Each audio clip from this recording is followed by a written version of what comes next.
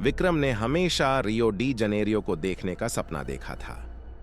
Christ the Redeemer की छवि जो नीले आसमान के खिलाफ खड़ी होती है, कोपाकाबाना के समुद्र तट जो चिलचिलाती धूप में चमकते हैं, और सांबा की जीवंत धुनें, इन सभी ने उसकी कल्पनाओं को बचपन से ही लखनऊ में, उत्तर प्रदेश के दिल में बसी एक चहल पहल वाली नगरी में जीवित रखा था। 28 वर्ष की उम्र में विक्रम एक सॉफ्टवेयर इंजीनियर था, एक व्यावहारिक व्यक्ति जो तर्क, तकनीक और सूक्ष्म योजना में विश्वास करता था, न कि उन खतरनाक कहानियों में जो उसके मित्र विदेश यात्राओं के बारे में सुनाते थे। जब उसकी कंपनी ने उसे एक टेक्नोलॉजी कॉन्फ्रेंस के लिए रियो भेजा, तो उसने अपने सपने को पूरा करने और उस शहर को देखने का अवसर देखा जो जीवन और रंगों से सराबोर प्रतीत होता था। उसे अंदाजा नहीं था कि रास्ते की एक छोटी सी चूक उसे ऐसे दूर स्वप्न में फेंक देगी जहां सबसे बड़ा खतरा उन लोगों से होगा जो इस शहर की परछाइयों पर शासन करते हैं। यह कहानी हमें विक्रम के एक सहयोगी ने भेजी थी, जिसने उसके गायब होने से पहले उसकी हताश भरी संदेशों के जरिए उसका बयान प्राप्त किया। लाइट्स बंद कर लीजिए, दरवाजे लॉक कर लीजिए और एक ऐसी कहानी के लिए तैयार हो जाइए जो आपको गलत रास्तों से डरना सिखा देगी। विक्रम एक धूप भरी सुबह रियो पहुंचा। जैसे ही वह एयरपोर्ट से बाहर आया, आर्द्र गर्मी उसकी त्वचा से चिपक गई। वह शहर से मंत्रमुग्ध हो गया। हरे भरे पहाड़ जो क्षितिज को गले लगाए हुए थे, लहरों की आवाज जो सड़कों की गहमा घमी में घुल रही थी, और ताजे कॉफी व पांव दी क्वेजो की खुशबू जो हवा में तैर रही थी। वह कोपाकाबाना में एक साधारण होटल में ठहरा, जहां वह रातों को बालकनी में बैठकर समुद्र को निहारता और उन तस्वीरों का सपना देखता जो वह पांव दी असुकार और कोरकोवाड़ो से लेकर अपने परिवार को भेजेगा। विक्रम बेहद सतर्क था, लगभग जुनूनी रूप से।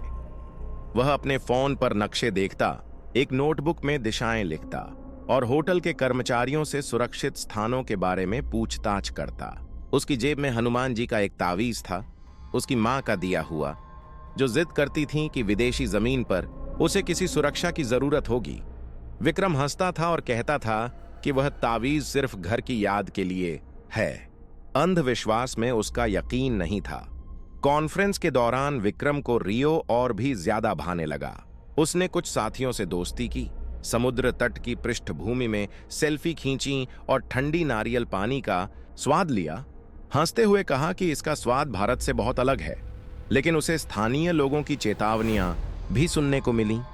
गंभीर चेहरों के साथ सलाह, कुछ इलाकों से बचो, रात को अकेले मत घूमो, फेवलाओं से सावधान रहो, जहां अपराधियों का राज चलता है।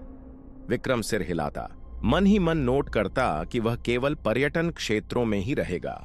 उसे पूरा भरोसा था कि उसकी योजना उसे सुरक्षित रखेगी।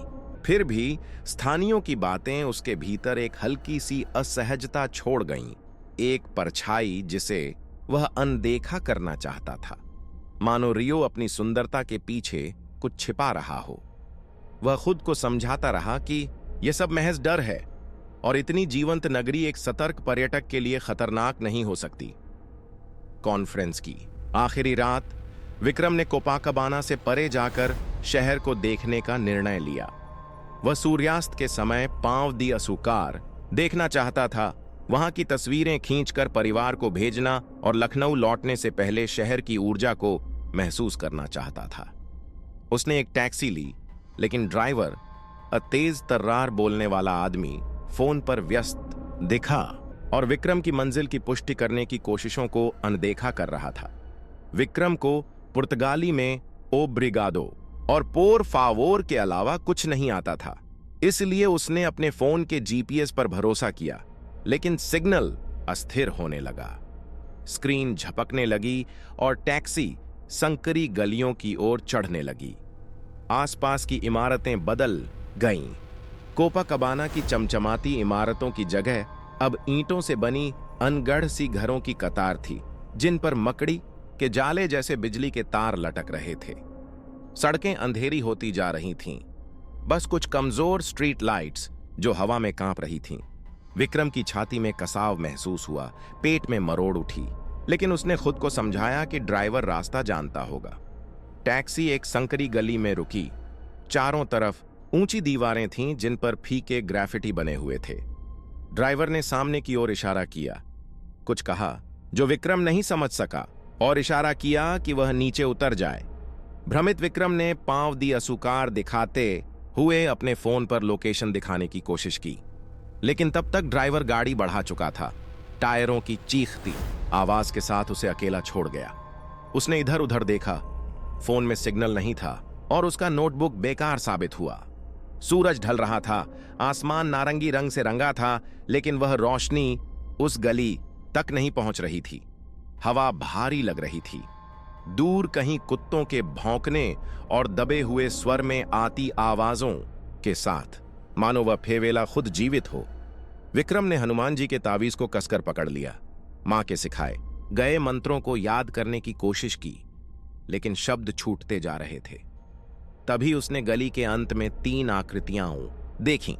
कपड़ों से चेहरा ढंग के 3 युवक, जिनके हाथों में कुछ चमकता हुआ था, शायद चाकू या उससे भी बदतर। वे मंद स्वर में हंसे, एक दूसरे को देखा और उसकी ओर बढ़ने लगे। विक्रम जड़ हो गया। भय उसकी नसों में दौड़ने लगा। वह अखबारों की सुर्खियों की कल्पना करने लगा। विदेशी पर्यटक की लूट में हत्या। वह फेवेला में था और वे लोग उसकी मदद करने के मूड में नहीं लग रहे थे। विक्रम धीरे धीरे पीछे हटा। उसकी निगाहें उन लोगों पर जमी थीं जो उसकी ओर बढ़ रहे थे। उनकी हंसी उस गली की खामोशी को धारदार चाकू की तरह चीर रही थी। उसने बोलने की कोशिश की, अटपटे अंग्रेजी शब्दों में, जिनमें कुछ पुर्तगाली के शब्द घुले थे, गुजारिश करते हुए कि उसे जाने दिया जाए।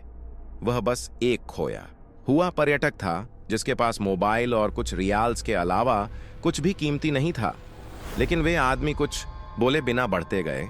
उनके चेहरे हुड्स की परछाइयों में छिपे थे और उनकी आंखों में एक अजीब सी चमक थी, मानो मजा ले रहे हों, जैसे विक्रम किसी ऐसे खेल की शिकार हो जिसे वे बखूबी जानते थे। विक्रम पलटा और दौड़ पड़ा। उसके पैर उबड़ खाबड़ जमीन पर पड़ते रहे। दिल जोरों से धड़क रहा था, जबकि वह फेवेला की भूल भुलैया में और गहराई तक उतरता गया। गालियां संकरी थीं, अचानक मुड़ती थीं। दीवारें इतनी करीब थीं कि वह गीले कंक्रीट की महक तक महसूस कर सकता था। डर के ठंडे पसीने के साथ गर्मी उसकी त्वचा पर चिपक रही थी। उसने रास्ता पहचानने की कोशिश की, लेकिन हर गली दूसरी में खुलती लगती थी।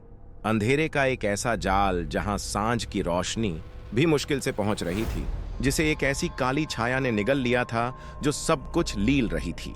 विक्रम को पीछे से कदमों की आवाजें सुनाई दीं, तेज, और उनके साथ हंसी और चिल्लाहटें जो दीवारों से टकराकर गूंज रही थीं। मानो वे बदमाश जानते हों कि वह कहां है, मानो वे उस पूरे इलाके के कोने कोने पर काबिज हों। वह एक कूड़े के ढेर से टकरा गया। एक डिब्बा आवाज करता हुआ लुढ़का और उससे और भी ध्यान खींच गया। विक्रम एक कोने में रखे हुए डिब्बों के पीछे छिप गया।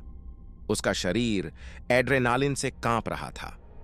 उसने हनुमान का तावीज कसकर पकड़ा। मां द्वारा सिखाए गए मंत्र को बुदबुदाने लगा, सुरक्षा की प्रार्थना करते हुए, लेकिन डर ने उसकी आवाज छीन ली। शब्द उसके मन से फिसल रहे थे।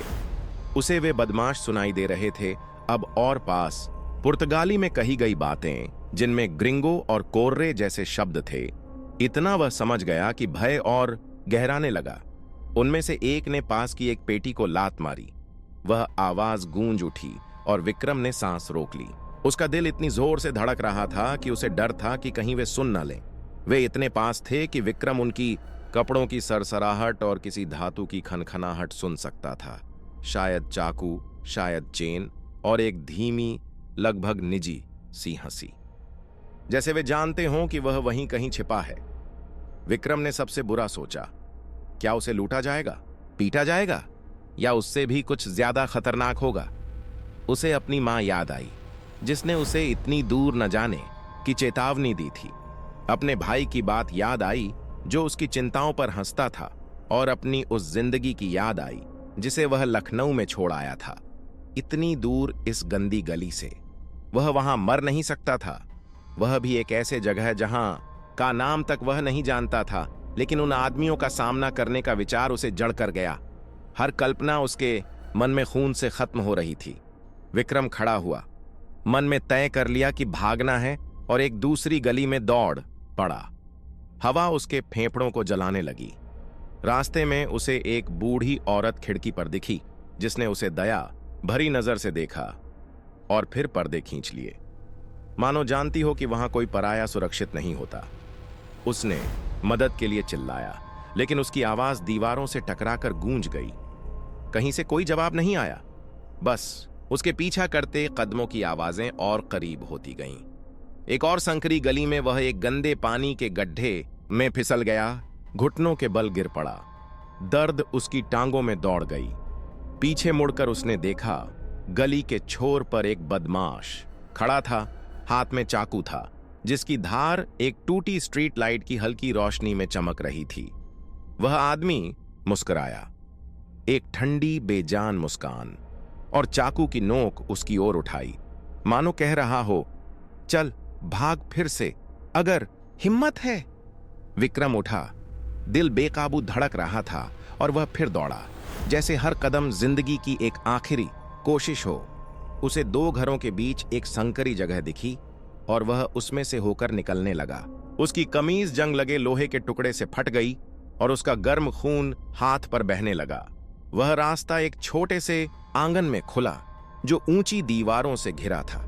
एक बंद गली जो उसकी उम्मीद का मजाक उड़ा रही थी। विक्रम का पेट जैसे बैठ गया। हताशा उस पर हावी होने लगी और वह दीवार से सटकर छिपने की कोशिश करने लगा, मानो अंधेरे में गायब हो जाएगा। बदमाशों के कदम अब बहुत पास थे और उनकी आवाजें अब गुस्से से भरी हुई थीं, जैसे खेल अब उबाऊ हो चला हो। उनमें से एक ने एक डिब्बे को लात मारी और उसकी आवाज आंगन की खामोशी में किसी गोली की तरह गूंज गई। विक्रम ने तावीज को कसकर पकड़ा, उसकी उंगलियां कांप रही थीं और उसने धीरे धीरे एक प्रार्थना की, बस एक रास्ता, एक चमत्कार मांगते हुए। तभी उसकी नजर एक दरवाजे पर पड़ी, जो पास के एक घर में थोड़ा सा खुला था, और वह उसमें फिसल गया। दिल ही दिल में दुआ करता कि घर खाली हो। घर अंदर से अंधेरा था, सड़ी हुई बदबू और बासी खाने की गंध से भरा हुआ। जमीन पर टूटे फूटे फर्नीचर बिखरे थे। उसने धीरे से दरवाजा बंद किया। उसकी सांसें तेज थीं और वह दीवार से लग गया, सुनने लगा। अब बदमाश आंगन में थे। उनकी आवाजें ऊंची थीं, गुस्से में भरी हुईं, मानो उन्हें यकीन हो कि वह कहीं पास ही है। विक्रम ने सोचने की कोशिश की कि क्या उन्हें सामना करे, कुछ भी देखकर अपनी जान बचाए, लेकिन चाकू की वह झलक उसकी आंखों में चुभी हुई थी और उसके डर को और गहरा कर रही थी। वह नहीं जानता था कि वे उसके पैसे चाहते थे, उसकी जान, या सिर्फ एक खोए हुए परदेसी को शिकार बनाने का रोमांच। और यही अनिश्चितता किसी भी सीधी धमकी से ज्यादा खतरनाक थी। विक्रम अंधेरे घर में दुबक गया। पीठ दीवार से लगी हुई थी। हनुमान जी का तावीज मुट्ठी में कसकर पकड़े हुए, मानो वही उसे बचा सकता हो। बाहर आंगन में बदमाश थे। उनके कदम जमीन पर घिसट रहे थे। आवाजें अब थोड़ी शांत थीं, लेकिन फिर भी उनमें धमकी भरी हुई थी। उसने उनमें से एक को ग्रिंगो और डिन्हेरो कहते सुना और उसका पेट मरोड़ खाने लगा। वे जानते थे कि वह विदेशी है। शायद सोचते थे कि उसके पास कुछ कीमती होगा, या शायद यह बस एक बेरहम खेल था, रात काटने का मनोरंजन। विक्रम ने सांसें नियंत्रित करने की कोशिश की, लेकिन डर उसके सीने में दर्द करवा रहा था। बाहर का हर छोटा सा शोर उसकी नसों पर हथौड़े की तरह पड़ रहा था। उसने अपनी मां की कल्पना की, जो उसकी मौत की खबर सुन रही होंगी, अपने भाई को जो शायद रो रहा होगा, और अपने परिवार को जो कभी नहीं समझ पाएगा कि वह रियो क्यों गया था। वह दरवाजे की ओर भागने के बारे में सोच रहा था, लेकिन तभी धातु के घिसने की आवाज आई, शायद चाकू की, या उससे भी कुछ बुरा, जिसने उसे वहीं जड़ कर दिया। वह फंसा हुआ था, कोई रास्ता नहीं, कोई उम्मीद नहीं। घर का दरवाजा चरमराया, धीरे, जैसे कोई सावधानी से उसे धकेल रहा हो। विक्रम ने सांस रोक ली, आंखें फैल गईं, जब एक बदमाश की परछाई दरवाजे पर उभरी। उसके हाथ में चमकता हुआ चाकू था। वह आदमी लंबा था, उसका हुड चेहरे का आधा हिस्सा ढक रहा था, लेकिन उसकी आंखें सीधी विक्रम पर जा टिकीं, मानो वह शुरू से जानता हो कि वह कहां छिपा है। विक्रम ने हाथ ऊपर उठाए, हकलाते हुए अंग्रेजी में मिन्नतें करने लगा। उसे चोट न पहुंचाने की गुजारिश की, अपना मोबाइल, बटुआ सब कुछ देने को तैयार, बस जान बच जाए। वह बदमाश हंसा, एक ठंडी नीची हंसी, और आगे एक कदम बढ़ाया, चाकू को विक्रम के सीने की ओर तानते हुए। उसने कुछ पुर्तगाली में कहा। शब्द बहुत तेज थे समझने के लिए, लेकिन लहजा साफ था। कोई सौदेबाजी नहीं होगी। विक्रम पीछे हटा, एक टूटी कुर्सी से टकराया और जमीन पर गिर पड़ा। तावीज उसके हाथ से फिसलकर एक अंधेरे कोने में लुढ़क गया। इससे पहले कि वह बदमाश हमला करता, दरवाजे पर एक और आदमी आया, कद में छोटा, गाल पर एक लंबा निशान, चेहरा हिंसा के सालों से कठोर। उसने पहले वाले से कुछ कहा, आवाज सख्त थी, जैसे कोई आदेश दे रहा हो।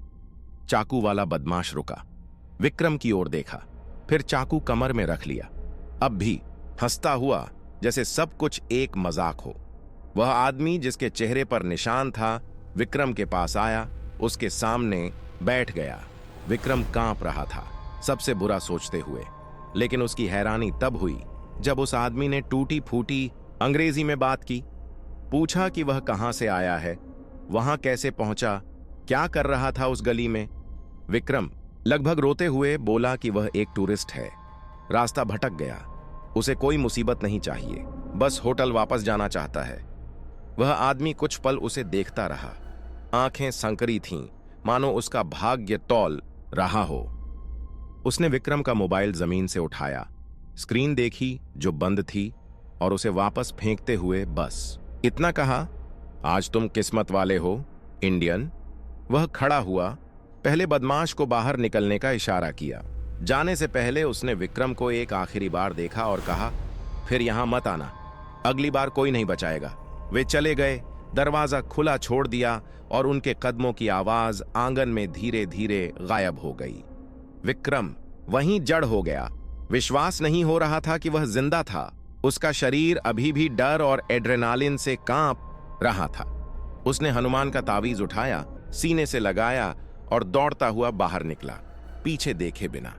किसी चमत्कार से उसे एक चौड़ी सड़क मिल गई, जहां एक मोटरसाइकिल वाला रुका और मदद की पेशकश की।